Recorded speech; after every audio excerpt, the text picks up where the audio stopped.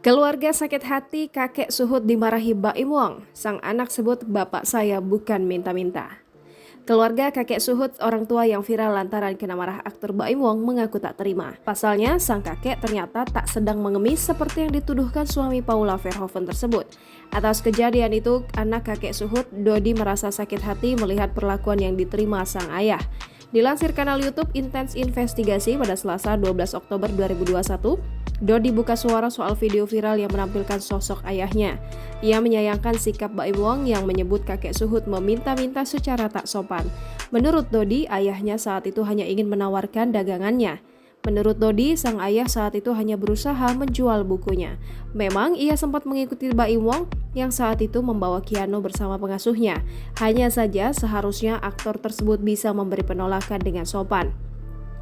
Menurut Dodi, Baim Wong sengaja merekam kejadian tersebut hanya demi konten. Apalagi ia juga seakan meledek kakek Suhut dengan malah memberi uang kepada para ojek online yang mangkal di tempat tersebut. Dodi mengakui bahwa ayahnya bersalah telah mengikuti Baim Wong. Hanya saja ia menyesalkan sikap Baim Wong yang kasar pada kakek Suhut. Jangan lupa subscribe, share, komen, dan like ya!